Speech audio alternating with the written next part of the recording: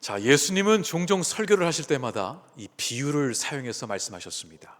비유 많이 들어보셨죠? 이 비유는 짧은 이야기를 뜻합니다.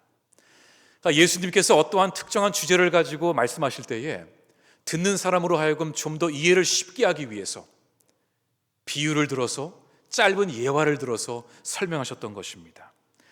예를 들어서 우리가 하나님을 아버지라고 표현하는데 이 아버지라는 그 뜻이 무엇인가? 어떤 아버지를 말하는가? 이 인간의 언어로 참 설명하기가 어려울 때가 있습니다. 그래서 예수님은 무리들에게 이 탕자의 이야기에 나오는 그 아버지를 설명해 주십니다.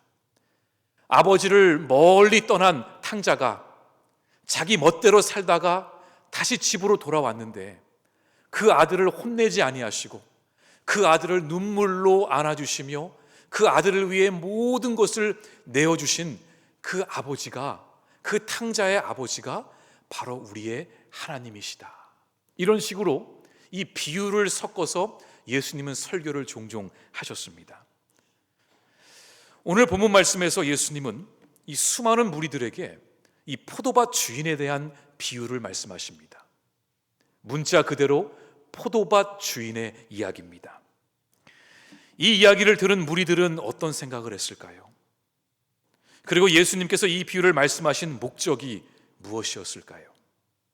오늘 우리도 이 예수님의 말씀을 듣고 있는 그 무리들 중에 한 사람이라 생각을 하고 예수님의 그 비유를 있는 그대로 한번 들어보기를 간절히 원합니다. 우리 1절 말씀, 예수께서 비유로 그들에게 말씀하시되 한 사람이 포도원을 만들어 산 울타리로 두르고 집자는 틀을 만들고 망대를 지어서 농부들에게 새로 주고 타국에 갔더니, 한 사람이 포도원을 만들었습니다. 땅을 일구고 포도나무를 심고 그리고 울타리를 쳤습니다. 이 울타리를 친 이유는 들짐승들이 못 들어오게 하려고, 또는 혹시 열매를 훔치기 위해 그 침입자들을 막기 위해서 아주 꼼꼼하게 그 울타리를 둘러싸게 했습니다. 그리고 주인은 이 포도원 안에 포도를 수확한 다음에 즙을 짤 수 있는 틀도 만들어 놨습니다. 왜 그랬을까요? 수확에 대한 기대가 있었던 것입니다. 나중에 포도를 따면 내가 즙을 만들어서 아주 좋은 포도주를 만들어야지. 그리고 망대를 세웠습니다. 타워를 세웠다는 거죠. 곳곳에 망대를 세우고 포도밭 전체를 잘 관리할 수 있도록 그렇게 만들어 놓았습니다. 그런 다음에 농부들을 불러서 그 농부들에게 새로 주고 그 땅을 맡기고 멀리 타국으로 떠나게 됩니다. 그런데 왜 땅 주인은 포도원을 그렇게 열심히 만들어 놓고 다른 사람들에게 새를 주고 떠났는가? 주인이 직접 지키고 관리를 해야 하지 않는가? 이렇게 물을 수 있지만 그 당시에는 이런 일들이 흔했습니다.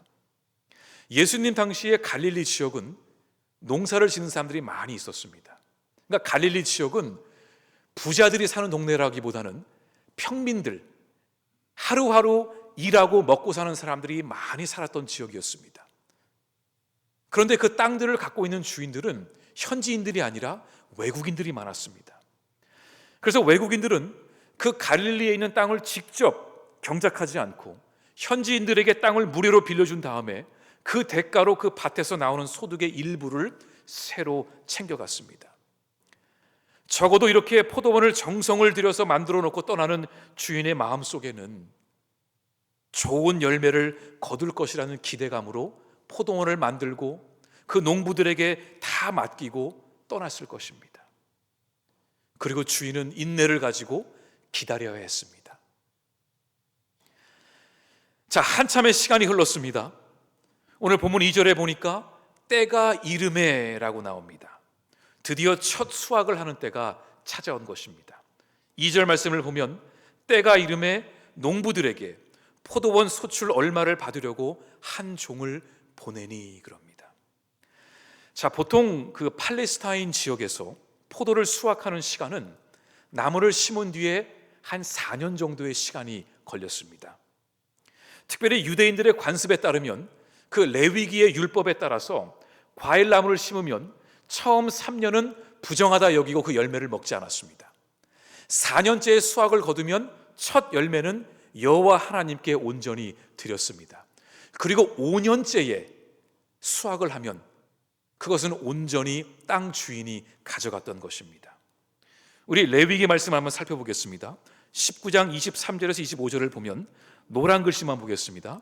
곧 3년 동안 너희는 그것을 할례 받지 못한 것으로 여겨 먹지 말 것이요 넷째 해에는 그 모든 과실이 거룩하니 여호와께 드려 찬송할 것이며 다섯째 해에는 그 열매를 먹을지니. 자, 그렇기 때문에 주인도 이 포도밭을 농부들에게 맡기고 나서 먼 길을 떠났지만 첫 수확을 얻기까지는 꽤 시간이 걸릴 거라 생각하고 떠난 것입니다. 그리고 그동안에는 포도원에 필요한 모든 비용을 이 주인이 지불했을 것입니다. 그리고 마침내 포도밭 주인은 때가 되어서 5년째가 되었겠죠. 열매를 수확할 때가 된 것을 알고 자신의 종을 농부들에게 보냅니다. 그리고 농부들에게 그 해에 수확한 열매들을 달라고 요청합니다. 이것은 주인으로서 당연히 요구할 수 있는 것이었습니다. 그런데 농부들은 그 주인의 종을 만나자 어떻게 반응했을까요? 오늘 3절 말씀입니다. 그들이 종을 잡아 심히 때리고 거저 보내었거늘. 정당한 대가를 요구하는 주인의 의도를 알았음에도 불구하고 이들은 주인의 종을 잡아서 때리고 빈손으로 돌려보냈습니다. 주인은 다시 다른 종을 농부들에게 보냈습니다. 자, 이번에 농부들은 어떻게 반응했을까요? 4절입니다. 다시 다른 종을 보내니 그의 머리에 상처를 내고 능욕하였거늘. 왜 머리를 때렸다 그럴까요? 누군가의 머리를 친다라는 것은 그 사람의 인격을 모욕하는 행동입니다. 더 나아가 주인의 종의 머리를 때렸다는 것은 바로 그 주인의 머리를 때린 것과도 같습니다. 포도밭 주인은 다시 세 번째 종을 이들에게 보냅니다. 어떻게 되었을까요? 세 번째 보냈으니까 이 농부들이 말을 좀 들었을까요? 아니었습니다. 5절에 보니까 또 다른 종을 보내니 그들이 그를 죽이고 그랬습니다. 또 그 외에 많은 종들도 더러는 때리고 더러는 죽인지라. 이번에는 농부들이 그 주인의 종들을 죽인 것입니다. 주인은 그래도 인내하며 계속 종들을 보냈지만 이번에 보내면 이들이 마음을 돌려먹겠지. 하지만 농부들의 마음은 여전히 완악했고 그들의 악행은 점점 더 심해졌습니다. 자, 주인이 이 정도 했으면은 더 이상 참지 말아야 하는 게 맞겠죠? 주인은 힘이 있었습니다. 재력이 있었습니다. 얼마든지 법적 조치를 취할 수 있었고 아니면 돈을 주고 용병을 사서 그 농부들을 그냥 다 모조리 처리할 수도 있었습니다. 얼마나 못된 농부들입니까? 이게 무슨 말도 안 되는 상황입니까? 주인은 절대로 무리한 요구를 한 것이 아니었습니다. 그런데 왜 농부들은 이렇게까지 주인에게 무례하게 했을까요? 하지만 포도밭 주인은 한 번 더 인내하기로 했습니다. 그리고 마지막으로, 정말 마지막으로 한 번 더 농부들에게 기회를 주고자 했습니다.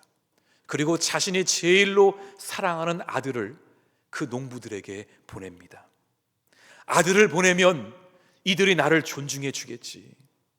왜냐하면 유대인 관습에 따르면 이 아들을 보낸다는 것은 그 아버지를 대신해서 간다라는 의미가 있었습니다. 아들을 보면 나를 보는 것처럼 대하고 이들이 존중해 주겠지. 그런데 결과는 그렇지 않았습니다. 이 농부들은 끝까지 이 주인을 배신하고 맙니다. 우리 6절에서 8절까지의 말씀 우리 함께 같이 읽겠습니다. 이제 한 사람이 남았으니 곧 그가 사랑하는 아들이라. 최후로 이를 보내며 이르되 내 아들은 존대하리라 하였더니 그 농부들이 서로 말하되 이는 성속자니 자 죽이자. 그러면 그 유산이 우리 것이 되리라 하고 이에 잡아 죽여 포도원 밖에 내던졌느니라. 이라. 아멘. 농부들은 더 악하게 행동했습니다. 이제 주인이 아들을 보냈으니, 야, 이 아들을 죽이면 이 아들의 모든 유산이 우리 것이 될 수 있으니, 야, 우리 그렇게 하자 하고 아들을 죽인 뒤에 그 아들을 포도밭 밖으로 내던져 버렸습니다. 이 소식을 들은 포도밭 주인은 더 이상 참을 수가 없었습니다. 결국 주인은 결단을 내리고 그 농부들을 심판하기로 합니다. 그게 9절 말씀입니다. 포도원 주인이 어떻게 하겠느냐? 와서 그 농부들을 진멸하고 포도원을 다른 사람들에게 주리라. 포도밭을 빌려서 사용하는 농부들은 마땅히 수확한 열매의 일부분을 주인에게 주어야 했습니다. 하지만 농부들은 그 주인이 요구하는 열매를 주지 않았습니다. 주인이 보낸 종들도 때리고 죽이고, 심지어는 그 주인의 아들의 목숨까지 빼앗아가는 그런 일을 저질렀던 것이지요. 결국 포도밭 주인은 그 모든 농부들을 심판하고 맙니다. 다 쫓아내고 그 포도밭을 새로운 농부들에게 준 것이죠. 예수님의 비유는 이렇게 끝이 납니다. 자, 여러분, 예수님은 어떤 의도를 가지고 이 비유를 무리들에게 들려주셨을까요? 여러분이 만약에 그 예수님 앞에 서 있는 그 무리들 중에 한 사람이라면, 그리고 이 포도밭 주인의 이야기를 여러분이 직접 들었다면 여러분은 어떤 생각을 하시겠습니까? 저는 이 포도밭 주인의 이야기를 조금 다른 각도에서 한번 같이 보기를 원합니다. 자, 어느 한 사람이 아주 정성스럽게 포도원을 만들었습니다. 땅을 일구고 포도나무를 심고 울타리를 꼼꼼하게 치고 망대를 세우고 수확할 열매를 기대하며 집을 짜는 틀도 좋은 것으로 마련했습니다. 그리고 이 전체를 잘 관리해 달라고 농부들을 불러서 부탁을 합니다. 그리고 멀리 외국으로 떠납니다. 주인은 전적으로 농부들을 신뢰했습니다. 나중에 수확물이 나오면 그 중에 일부는 농부들이 먹고 그 중에 일부만 나한테 주십시오. 이런 마음으로 그들을 믿고 포도원을 맡기고 떠났습니다. 자, 그런데 여러분, 이 비슷한 이야기가 성경에 나온다는 것을 아십니까? 창세기의 창조 이야기를 보면 내용이 참 똑같습니다. 하나님께서 이 땅과 하늘과 우주 모든 동물들과 식물들과 모든 것을 만드신 다음에 마지막에 인간을 만드시고 그 인간들에게 이 땅을 정복하고 가족을 이루고 잘 가꾸라고 부탁하셨습니다. 그 만드신 인간을 신뢰하고 이 땅을 맡기신 것과 같지요. 포도밭 주인은 농부들이 농사만 할 수 있도록 모든 것을 다 준비했습니다. 농부들은 열심히 그 농사만 지으면 됩니다. 나중에 수확이 들어오면 주인의 것은 주인에게로, 내 것은 내 것으로 각자의 몫이 다 나눠져 있었습니다. 농부들도 행복하고 주인도 행복할 수 있었습니다. 처음에는 농부들이 분명히 그런 주인의 의도를 알고 무척 고마워했을 것입니다. 야, 땅도 없는 우리들에게, 가진 것도 없는 우리들에게 이런 포도원을 만들어주고 우리를 신뢰하고 맡긴다니, 그래, 열심히 해야지, 이런 감사함으로 분명히 시작했을 것입니다. 그런데 시간이 지나면서 문제가 생긴 것입니다. 이 농부들이 주인과의 약속을 지키지 않은 것입니다. 수확한 열매를 주인에게 줘야 하는데 그렇게 하지 않은 것이지요. 그래서 포도밭 주인이 보낸 종들을 찾아올 때마다 그들을 때려서 돌려보내고, 나중에는 자꾸 찾아오니까 그들의 목숨까지 빼앗아 간 것입니다. 그리고 마침내 주인의 아들까지 죽이게 된 것이지요. 그 누가 들어도 이해할 수 없는 이 농부들의 모습입니다. 예수님은 지금 이 이야기를 들려주시면서 그 무리들에게, 우리들에게 묻고 계시는 겁니다. 왜 농부들은 주인이 보낸 종들과 아들을 죽여야만 했을까? 왜 주인의 요구를 받아들이지 않았을까? 수확한 포도를 다 달라는 것도 아니고 그 중에 일부는 농부들이 가질 수 있었는데, 수확한 열매의 일부분만 주인에게 주라는 것이었는데 왜 농부들은 이 주인의 요구를 받아들이지 않았을까? 정말로 주인의 땅을 빼앗기 위해서였을까요? 자기들이 열심히 농사를 해서 포도 열매를 얻었는데 다 주기가 아까우니까 그 포도원을 다 먹으려고 그런 악한 행동을 저질렀을까요? 아닙니다. 농부들이 주인의 종들에게 그렇게 대한 이유는 이 농부들이 주인이 원하는 열매를 맺지 못했기 때문입니다. 포도밭 주인은 농부들에게 맡기고 가면서 이 농부들이 열심히 농사를 해서 포도를 가꿔서 좋은 열매, 좋은 상품 가치가 있는 포도를 수확해 주기를 바라고 떠났습니다. 그런데 정작 농부들은 좋은 포도를 수확한 것이 아니라 먹을 수 없는 들포도를 수확한 것입니다. 여러분, 들포도가 뭔지 아시죠? 맛은 시고 썩고 먹을 수 없는, 그 어디에도 갖다 팔 수 없는 그런 포도를 이 농부들이 수확한 것입니다. 이 농부들이 포도원을 잘 가꾸지 못했기 때문에, 책임을 다하지 못했기 때문에 먹을 수 없는 들포도만 열린 것이죠. 그러니까 주인이 포도원의 수확을 달라고 하니까 줄 것이 없었던 것입니다. 있었으면 왜 안 줬겠어요? 그래서 주인이 보낸 종들을 때리고 쫓아내고 죽이고 나중에는 마음이 완악해지면서 이럴 바에 그냥 우리가 다 가져버리자 하고 그 주인의 아들까지 죽이고 만 것입니다. 자, 그렇다면 이 비유에서 나오는 인물들은 누구를 뜻할까요? 먼저 포도밭 주인은 하나님을 뜻합니다. 그리고 농부들은 바로 이스라엘 백성들, 더 나아가 하나님의 백성으로 부름받은 우리들을 뜻하기도 합니다. 그러면 주인이 보낸 종들은 누구였을까요? 이 구약 성경에 나오는 그 수많은 선지자들입니다. 그럼 마지막으로 주인이 제일로 사랑하는 아들은 누구였을까요? 바로 예수 그리스도였습니다. 하나님께서 원하시는 열매를 맺지 못하는 이스라엘 백성들을 보시면서 선지자들을 계속 보내셨습니다. 너희들 그렇게 살면 안 된다. 열매를 맺어야 한다. 하지만 그때마다 백성들은 하나님을 거부하고 선지자들을 때리고 죽이기까지 했습니다. 마지막으로 예수님을 보냈을 때에도 이 백성들은 하나님의 뜻을 온전히 깨닫지 못하고 그 아들 예수마저 십자가에 못 박아 버립니다. 여러분, 이 예수님의 비유가 우리에게 주고자 하는 메시지가 무엇일까요? 포도밭 주인이 열매가 나올 것을 기대하며 정성을 다해 포도밭을 만든 것처럼 하나님은 저와 여러분을 귀하게 만드셨습니다.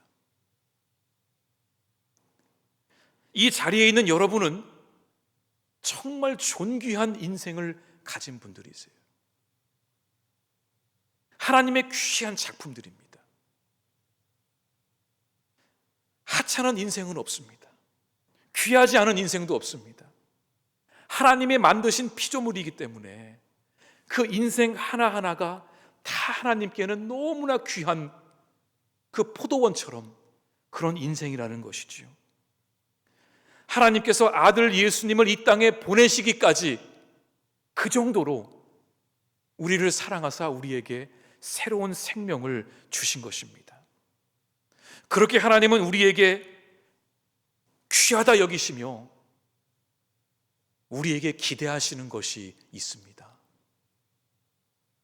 바로 열매를 맺는 인생입니다. 세상적인 열매가 아닙니다. 하나님이 원하시는 열매를 맺는 인생입니다.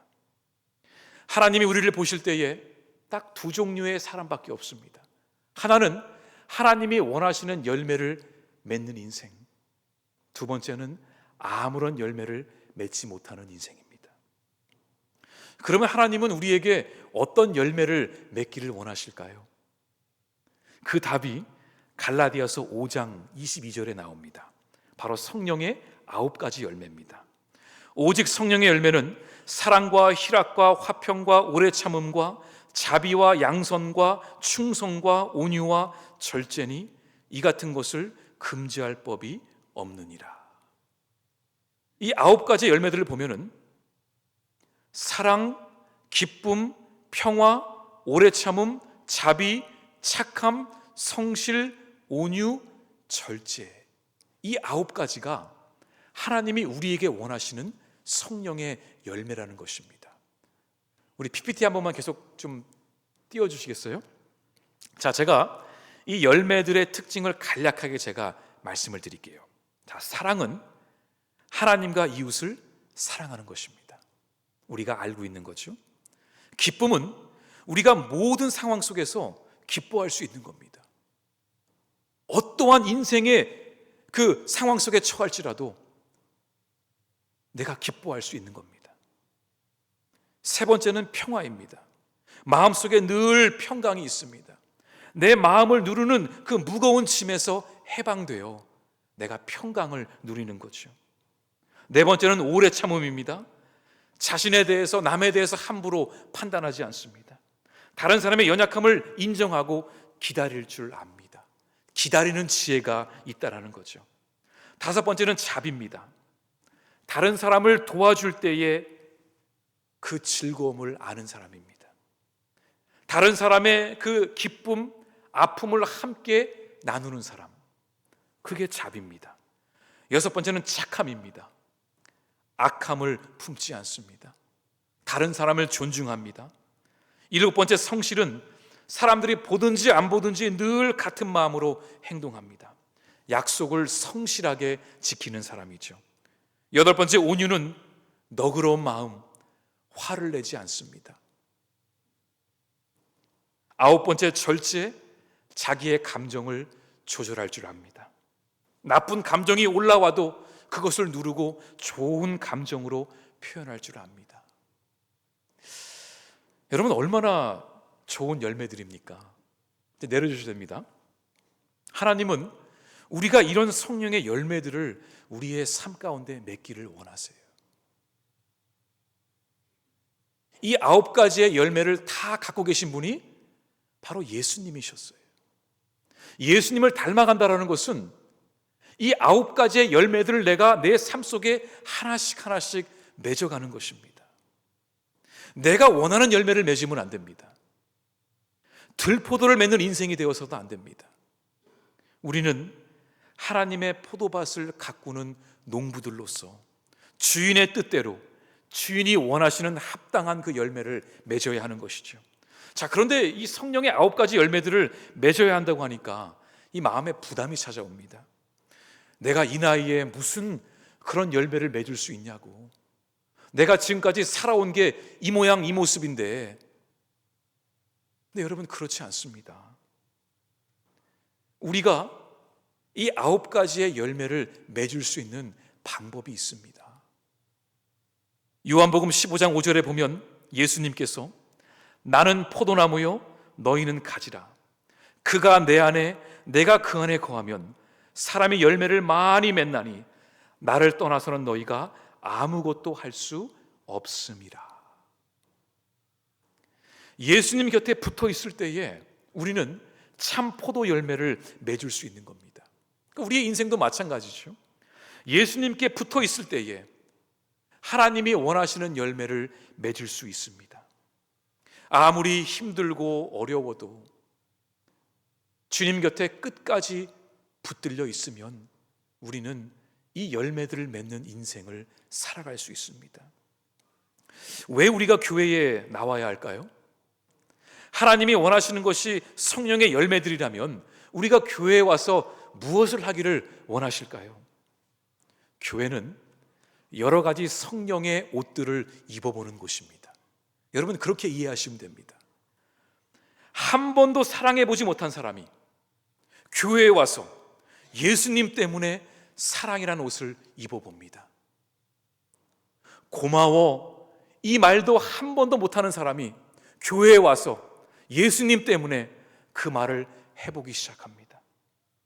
인내하지 못했던 사람이 교회에 와서 예수님 때문에 인내해 봅니다.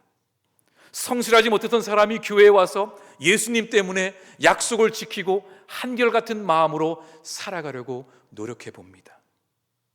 물론 처음에는 너무 어색하죠. 내가 입던 옷이 아닌데 다른 옷을 입으려고 하니까 너무 어색한 거예요. 벗고 싶고 입고 싶지 않고. 그런데 옷이라는 게 참 신기한 게요, 내가 입기 시작하면 내가 익숙해집니다. 나랑 전혀 어울리지 않을 것 같지만 입어보고 또 입어보고 입다 보면 그 옷이 내 옷이 되는 것입니다. 그러면서 우리의 인격이 변화되는 것입니다. 세상에서 입을 수 없는 옷들을 교회에서 입어보고 내가 예수님 때문에 변화되어서 그 옷을 입고 세상에 나가 또 연습해 보는 겁니다. 내가 교회에서 사랑을 배웠는데 직장에 가서 한번 해봐야지. 내가 절제를 배웠는데 집에 가서 화를 참아봐야지. 그런 몸부림 속에 우리의 인격이 변화되고 우리는 예수님의 그 성품을 닮아가기 시작합니다. 여러분, 우리가 주님을 믿는다라는 것은 열매를 맺는 인생을 살아가겠다는 것입니다. 무늬만 예수쟁이, 그건 아무런 의미가 없습니다. 내 인격을 통해서, 나의 삶을 통해서 내가 열매를 맺지 못하면 그것은 마치 들포도를 수확한 농부들의 모습과 같다라는 것입니다. 그리고 우리 모두가 풀향기의 공동체의 일원으로서 우리가 공동체적으로 함께 맺어야 할 열매도 있습니다. 그게 무슨 열매일까요?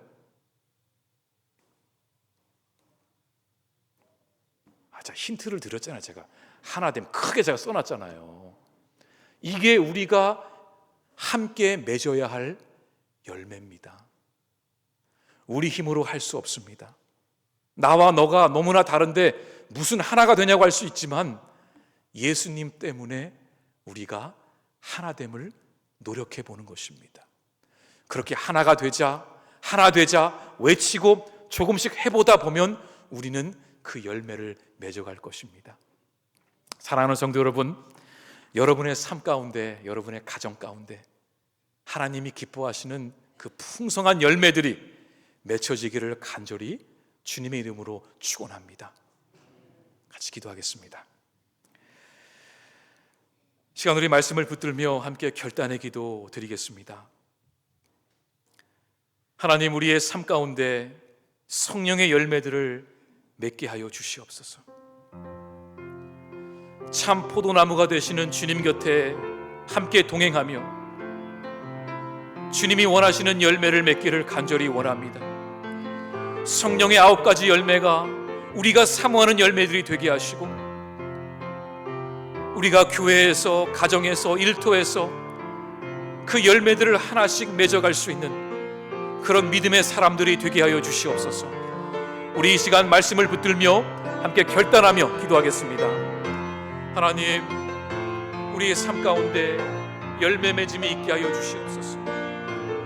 하나님이 기뻐하시는 9가지의 성령의 열매들이 우리의 삶 가운데 맺혀지게 하셔서 주님께 영광 돌리고 그 열매들을 함께 나누며 예수의 향기가 될 수 있는 우리 모두가 되게 하여 주시옵소서. 하나님, 주님 때문에 우리가 하나 되기를 원합니다. 주님 때문에 사랑하기를 원하고 용서하기를 원하고 자비를 베풀기를 원합니다. 예수님 때문에 우리가 우리의 인생을 주님께 온전히 드리며 나아갈 수 있는 우리 풀향기의 모든 우리 성도들 되게 하여 주시옵소서. 아버지, 사랑과 은혜가 충만하신 하나님, 우리가 주님 곁에 붙어 있을 때에 주님께서 우리의 삶 가운데 성령의 열매들을 맺게 하실 줄 믿습니다. 늘 주님 곁에 붙어서 주님과 동행하며 하나님이 기뻐하시는 열매들을 맺는 우리 풀향기 교회가 되게 하여 주시옵소서. 이 모든 말씀 예수님 이름으로 기도드립니다. 아멘.